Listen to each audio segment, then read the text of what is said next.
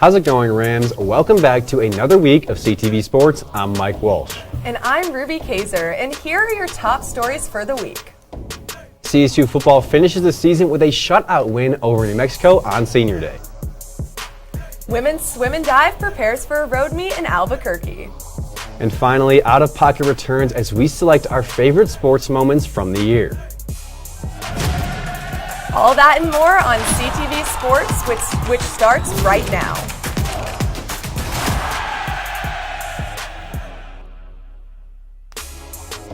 While many Ram fans were still recovering from their food coma brought on by Thanksgiving, CSU Football took the field Friday one last time in Canvas Stadium as the Rams hoped to close out an otherwise dreadful season with a Senior Day win.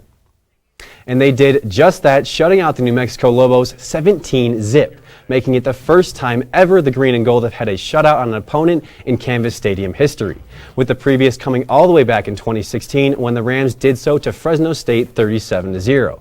Though not as bad, Black Friday's edition still wasn't close, as CSU only allowed New Mexico to muster 9 first downs. The Rams had no problem on offense or defense, seeming to control this one from the opening whistle. And while this is just the third win of the season, Ram fans all over should be optimistic heading into 2023 because of the rendition of CSU's three-headed monster in Clay Millen, Avery Morrow, and Torrey Horton return to Canvas for another campaign.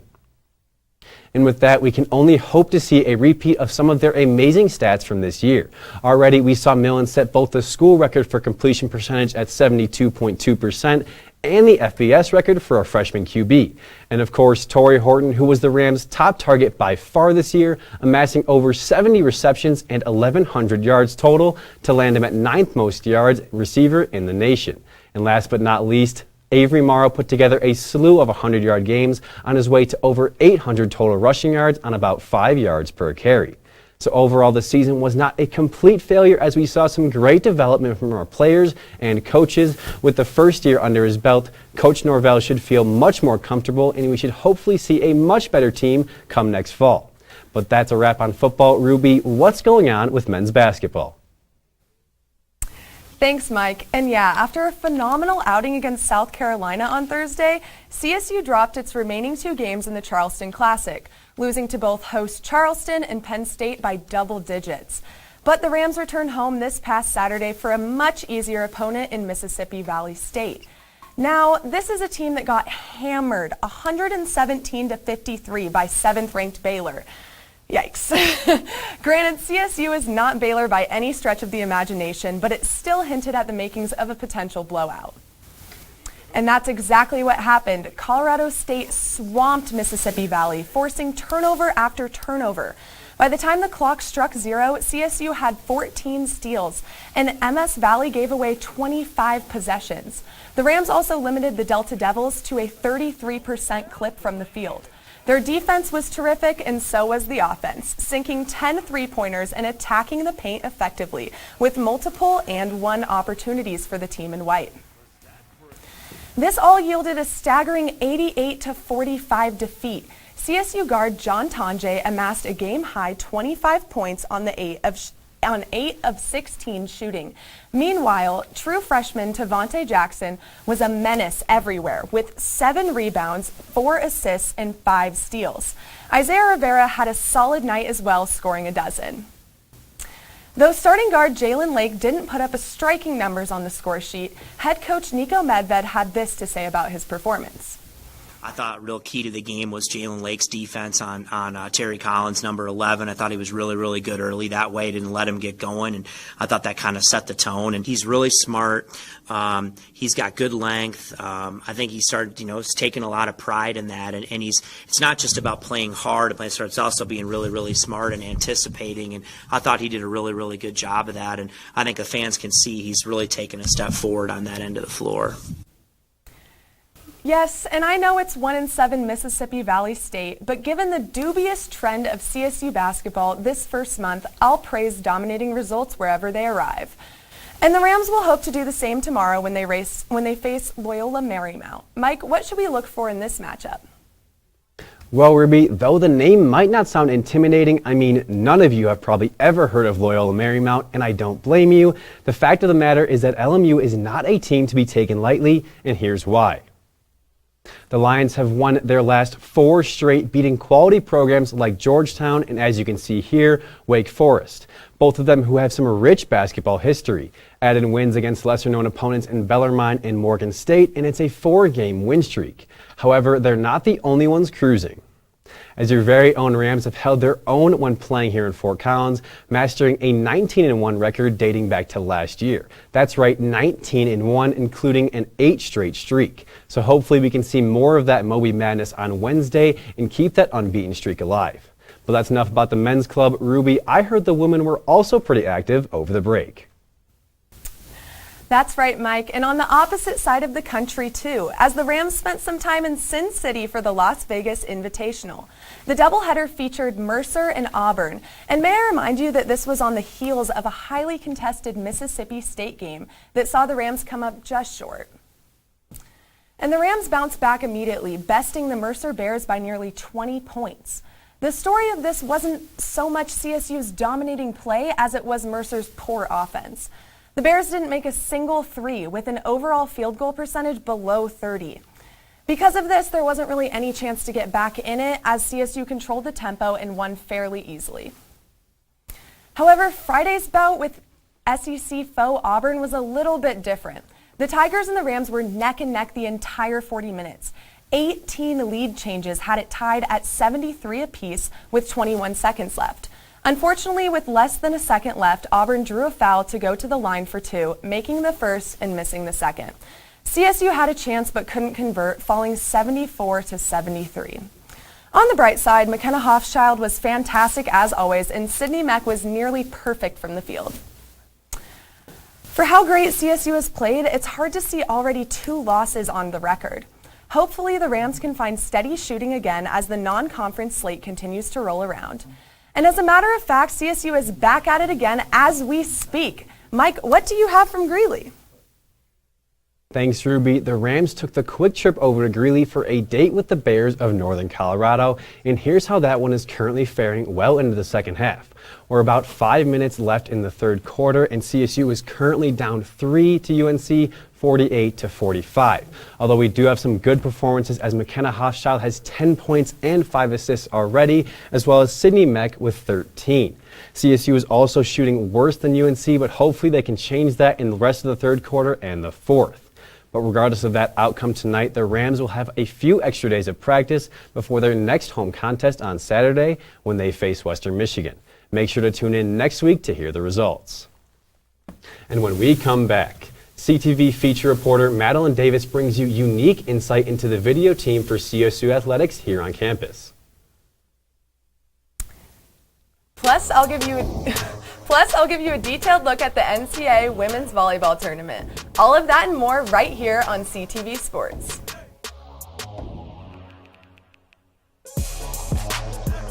Worried about your friend but don't know how to reach out?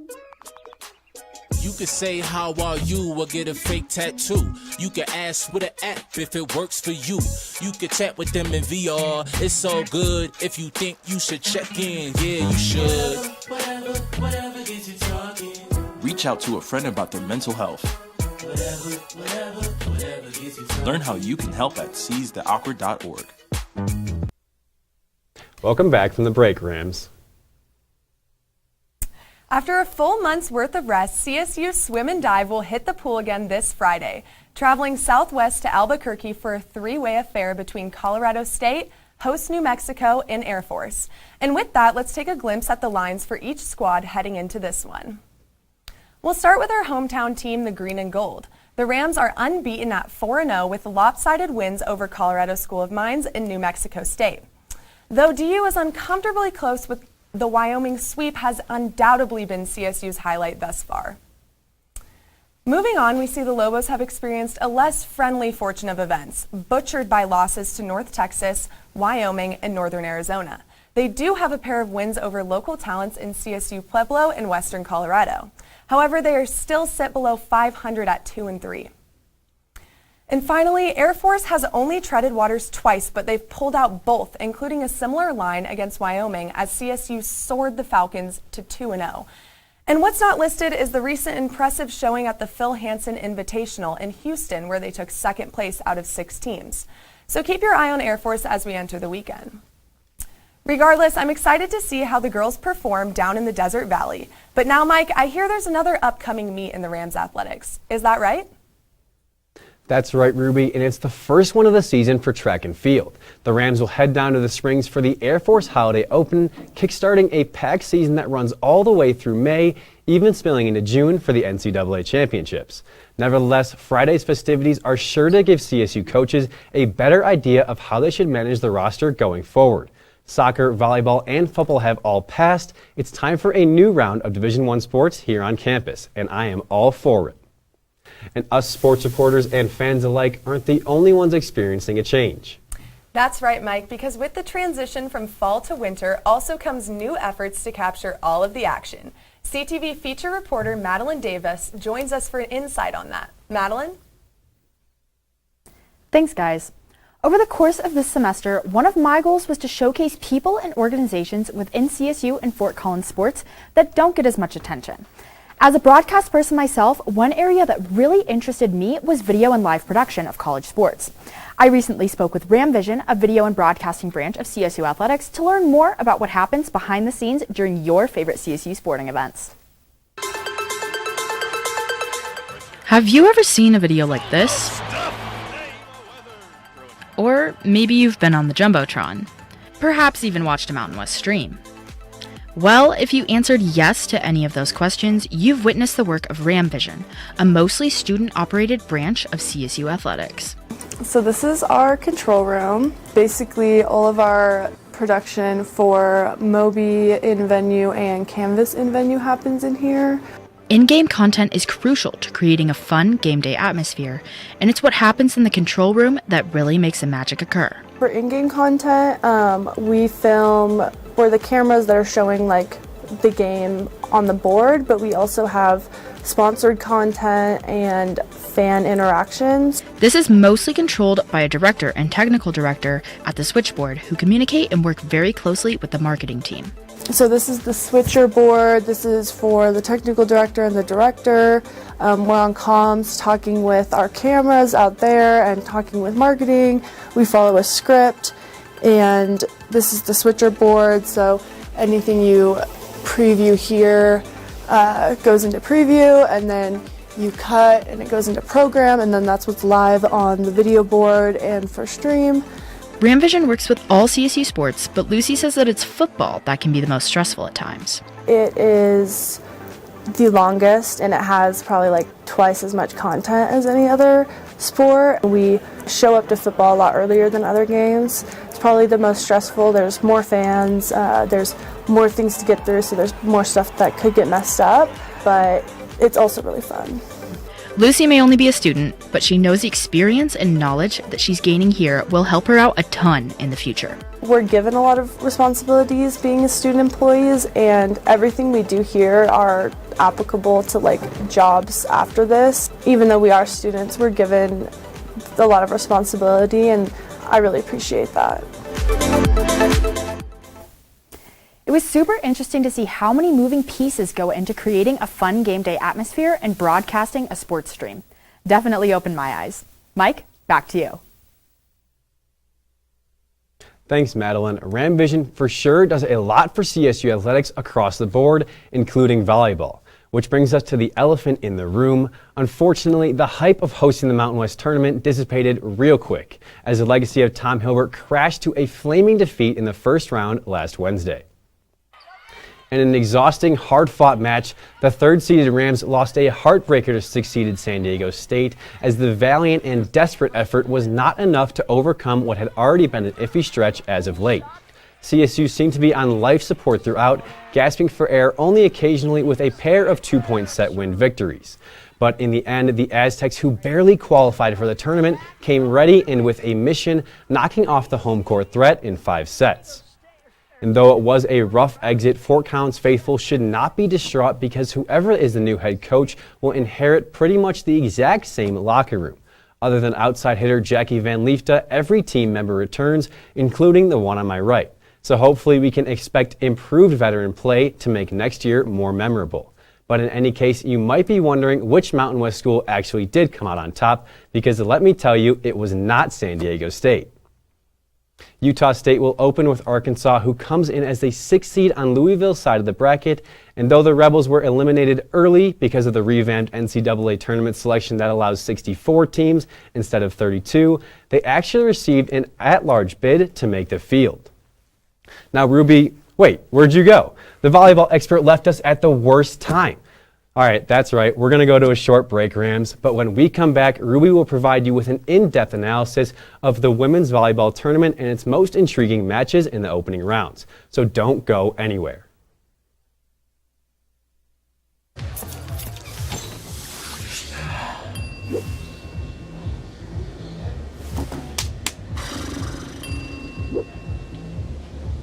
If you need to do something to feel okay to drive, you're not okay to drive.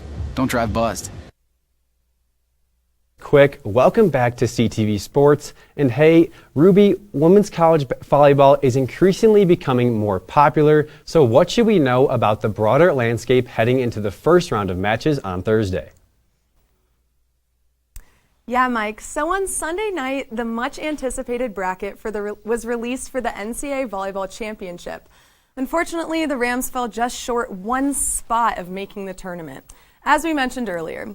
However, this is arguably the most competitive pool of teams yet, and the first time where there will be 64 teams rather than 32. So with that, here's my breakdown of the bracket, starting with the top left portion of the bracket. So as you can see up here, we're missing Texas is the #1 seed, which they're favored to win the tournament by a lot of people. They've had a super dominant year. And then Minnesota will be #2 down here in the top part. And then Ohio State #3 and Marquette #4. So the key game that I want to focus on in this part is the Georgia-Towson game, which this game is interesting because both teams have kind of similar RPIs. UGA is sitting at 38 and Towson is sitting at 32. And UGA beat #11 Florida and Arkansas, which those are both two very strong teams. You'll take a look at their offense right here on the screen. And then Towson beat #7 Pitt, which is a really big win for them. And so I think this is going to be the most competitive match in the top left portion of the bracket and definitely something worth watching. I honestly don't know who's going to win this one. I might go with Georgia just with them beating #11 Florida recently. So that's probably where I'd go with that. And then we're going to move down to the bottom left portion of the bracket where you can see Stanford sitting at #1. They're down here playing Pepperdine, which Pepperdine was in the top 25 for a good chunk of the start of the year. So they kind of they had an outside hitter quit the team, and they've had some struggles, leaving them as one of the last teams picked into the tournament. But I think this could be a semi-competitive game. And then #2, San Diego, which they're my favorite to win the tournament. Personally, they're playing Northern Colorado, who the Rams did play in preseason and fell to. Northern Colorado also won their conference tournament. And then you'll see Kentucky sitting at #3 and Creighton sitting at #4. The game that I picked for this part of the bracket is Washington State versus UNLV. As you know, UNLV, they won the outright Mountain West championship. You'll see some Washington State offense here. Washington State is sitting at an RPI of 34. They have a strong conference, but they've lost some weird games against UCLA and CU, but they've also beat USC, so they're kind of a weird team there. Here's some UNLV offense. You'll see Mountain West Newcomer of the Year on the setter position and Offensive Player of the Year or Player of the Year on the outside. And they won the Mountain West, like I said earlier. The only legitimate game that they won in the preseason was against KU. So I honestly think the Rebels can take down Washington State in this game. So I think that's definitely one to watch as well. And then we'll move to the other portion of the bracket, which is up here. We have Wisconsin sitting at #1. We have Pitt sitting at #2, which is what I was talking about earlier. And then Florida sitting at #3 and Penn State sitting at #4. The game that I picked was also two teams that were close in RPI. We had TCU playing Washington. TCU just beat #10 Baylor, which is a pretty big deal. They just beat them a couple weeks ago, so they're on a little bit of a hot streak. And UW has faced some serious injuries this season, so you'll see a little bit of their offense in a second. They've lost to some lower teams in the conference, losing to Arizona, Arizona State, CU, and Washington State, but they beat USC again. So here's some footage of their offense against USC. They have some of their players back. They had some key pin hitters out. One of their replacement hitters went out too, and so it's been kind of a crazy year for them. And then moving down to the bottom portion of this bracket, we have Louisville sitting at number 1, which they're also a big favorite to win this tournament this year, and they're pretty fired up to win it. They haven't won it yet in a couple years, and so number 2, Nebraska, and then number 3, Oregon, which is exciting for me because I'm from Oregon, and then number 4, Baylor, and so as you know, CSU played Baylor in the preseason as well. And then the key games that I wanted to focus on for this one, I just wanted to talk about CU is playing Rice. And so this will be kind of an interesting game, just a regional thing. As you know, CU split with CSU, and Rice just beat Creighton. But CU also had a lot of success in the Pac-12 this year. So they beat Washington State, USC, UW, and so I think that will be an interesting game. And then Utah State plays Arkansas, which here's some Utah State offense. They obviously were on a very big hot streak in the tournament. They completely took over. Both of their outside hitters had great numbers. Their right side, they run a lot of different plays in the middle. You'll see a flood right here, pretty dominant in the tournament. And so they beat UCLA early on in the season, beat UNLV in the Mountain West tournament, and won the Mountain West tournament. So that's pretty crazy. CSU did beat them their one time on the road facing them.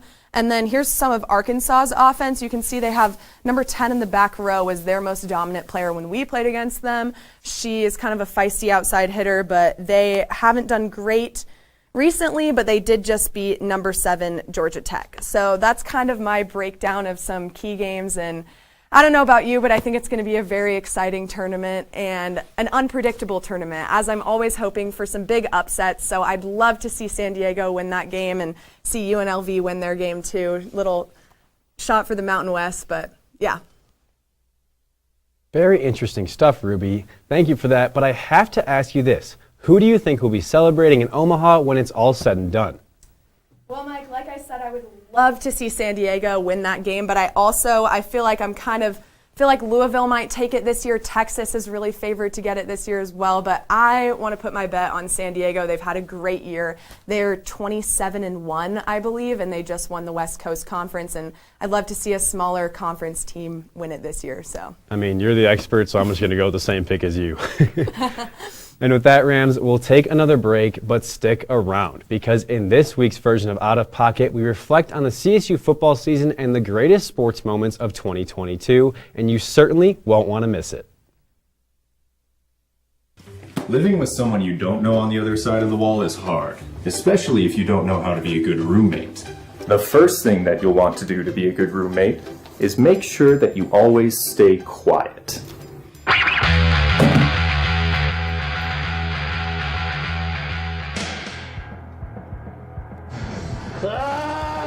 Be considerate of others when using common spaces and appliances. Hey buddy, what you doing? I'm just gonna need like 40 minutes. Be respectful of your roommate's privacy. Ugh, my bad. Finally, make sure that you clean up after yourself. Oh, a fresh toothbrush.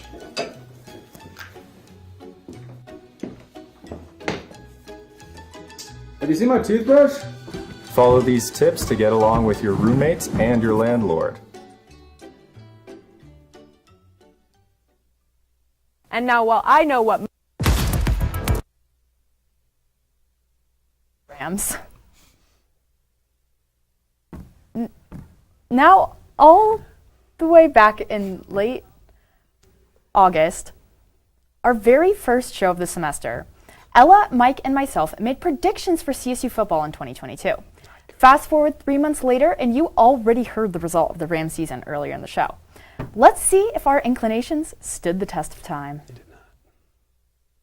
And now, while I know what my opinion is, I'm curious what you guys think as to where they're going to end up in that conference. Middle of the pack, top dog, or like what we saw last year? I would put them at about 5 and 7. I think they have a good chance of winning at least their first 2 home games, and then a a couple games in conference play. I think I'm odd man out here, but I'm going to go to over.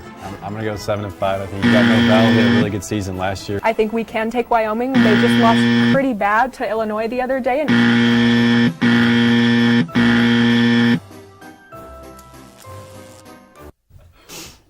Well, unfortunately, they did not. But we're adults, and we can accept that we were wrong, even if that video was kind of humiliating. But in any case, I think it's reasonable that we take a brief moment to reflect on the 2022 football season in Ram Country. So, obviously, as you saw from that clip that they just showed, we had pretty high hopes coming into the season, especially Mike. 7-5. That is you guys high didn't hopes. see mine, but I actually did predict that they were going to go 3-9. I don't know about really? that. Yeah, and shutout at the end. Yeah. For Really? Mexico. Yeah, I actually did predict that, but you guys okay. just didn't see it. Oh, okay. I mean, deep down inside, I was saying 12-0, but I just didn't. I mean, we always want 12-0, but Yeah, for sure. I personally definitely rough at the beginning of the season.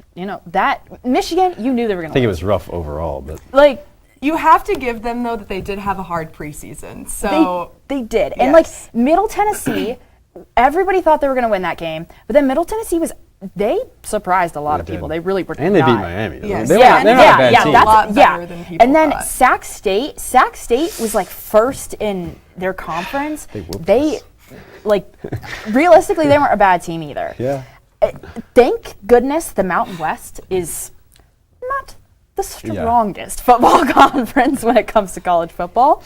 I honestly, though, that Nevada win, that was exciting. Yeah. It was exciting. I also really liked to see how they competed even in the games that they didn't win. There was little moments where you're like, okay, I can see what's going on here. They didn't give up. There was some bright Some of the lights. games they gave up.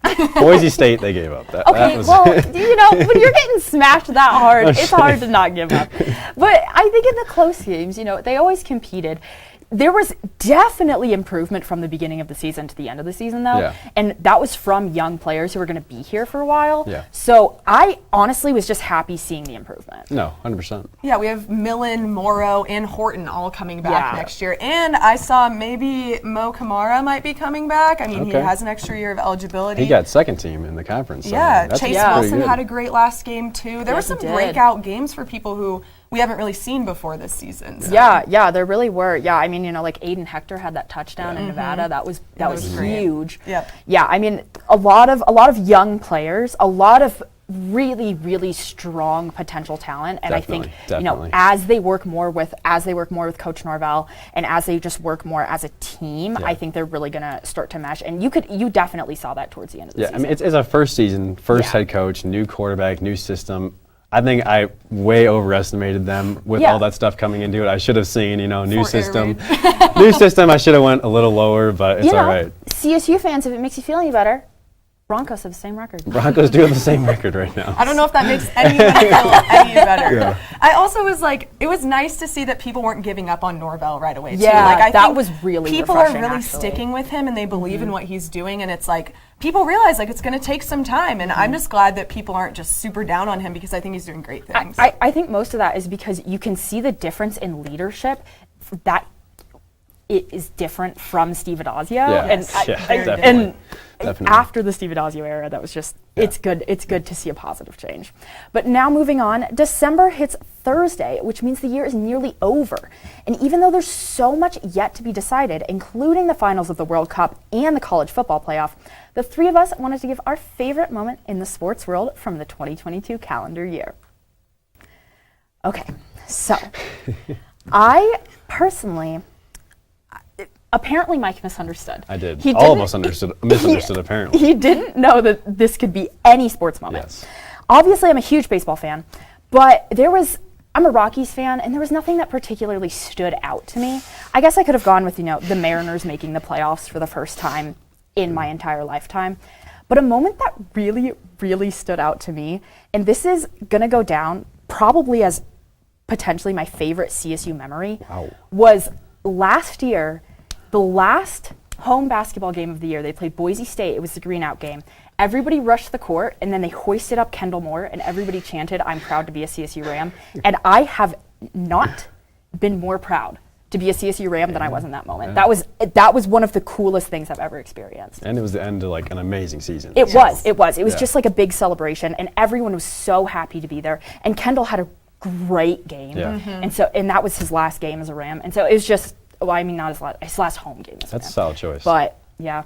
I love the choice. Ruby? Yeah, I had to, as we learned earlier, I am a volleyball fan and a volleyball player. So I had to pick our whiteout game, which was the first time that volleyball has sold out Moby. We had over 8,000 people there, and it was just an incredible atmosphere. I've never experienced something like that, and that's why I came to CSU. And so it was really great, and it being Coach Hilbert's last year, I think it just was really like a cherry on top for him and for our team, and so that's something I will never forget, and definitely my favorite sports moment, maybe ever. So that's a very very solid choice. That game was so much fun, and we beat CU, so there's not much better than that. Mike, what about you?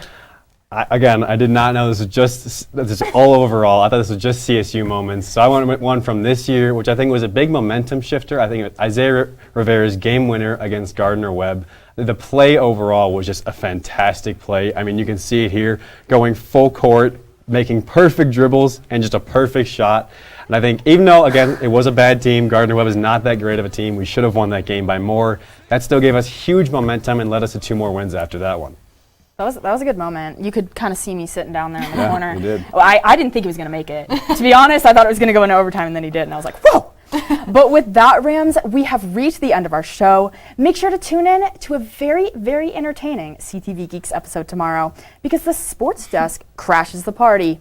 Ella was off tonight, but she, along with our sports director, Brandon, starred in some video game playing at the demands of Tom and Alex. We can't wait to see it. Thank you all so much for watching. Have a great night, and we'll see you then.